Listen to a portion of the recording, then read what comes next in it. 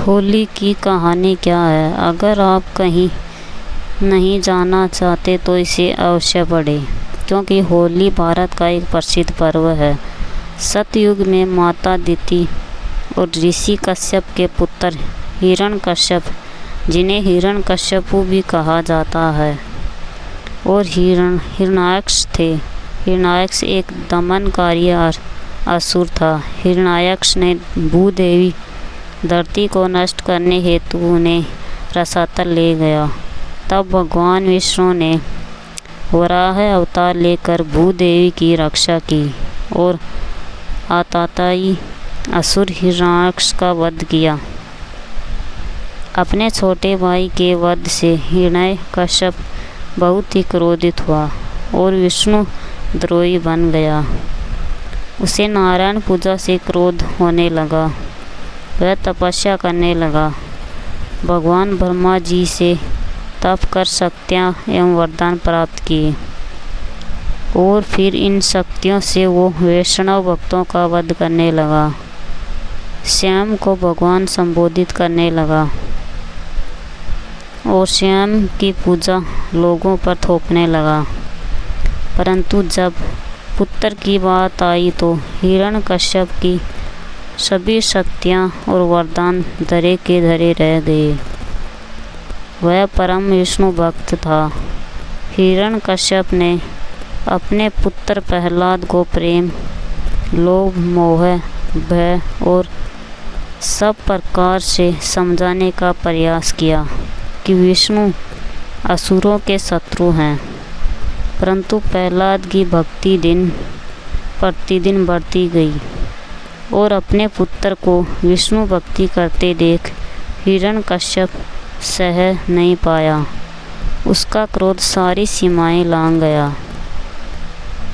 अब वो अपने ही पुत्र को मृत्युदंड देने की चाह रखने लगा। हिरण्यकश्यप और हिरण्याक्ष की बहन थी होलिका। वो भी तपस्या कर शक्तियाँ और वरदान अर्जित किया करती थी। उसे वरदान स्वरूप एक चादर मिली थी, जिस चादर को ओढ़ने मात्र से अग्नि जला नहीं सकती। हिरण्यकश्यप ने अपनी बहन होलिका के साथ मिलकर प्रहलाद को मारने का षड्यंत्र रचा। उसने प्रहलाद से कहा, यदि उसे अपनी भक्ति पर भरोसा है तो वह अपनी बुआ होलिका के साथ अग्नि में जाकर बैठ जाए, अन्यथा विष्णु भक्ति त्याग दे। यह सुनकर प्रहलाद अपनी भक्ति के सहारे उस अग्नि में बैठने को तैयार हो गया। वेदी बनाई गई और उसके चारों ओर अग्नि का प्रबंध किया गया। होलिका अपनी दिव्य चादर ओढ़कर बैठी, जो उसकी रक्षा अग्नि से करने वाला था, और उसकी गोद में प्रहलाद बैठ गया। अग्नि प्रज्वलित की गई, परंतु भक्त प्रहलाद तनिक सा भी विचलित नहीं हुआ। वो अपने भगवान में ध्यान मगन हो गया। अग्नि बढ़ने लगी। तभी वायु के वेग से लपटों ने उस दिव्य चादर को उड़ाकर प्रहलाद को ढक दिया और आकाशवाणी हुई कि होलिका ने वरदान का दुरुपयोग किया है, जिसके दंड स्वरूप उसकी मृत्यु निश्चित है। और दंड स्वरूप होलिका उसी अग्नि में जलकर भस्म हो गई।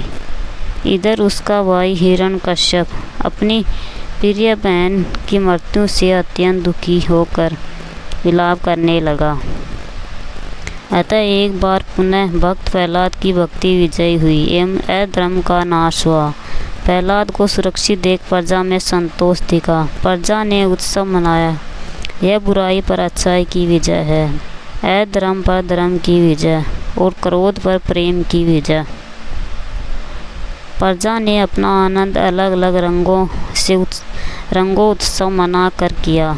अच्छे अच्छे पकवान बनाए गए और गीत गाए गए। सतयुग से कलयुग तक होली निरंतर मनाई जा रही है।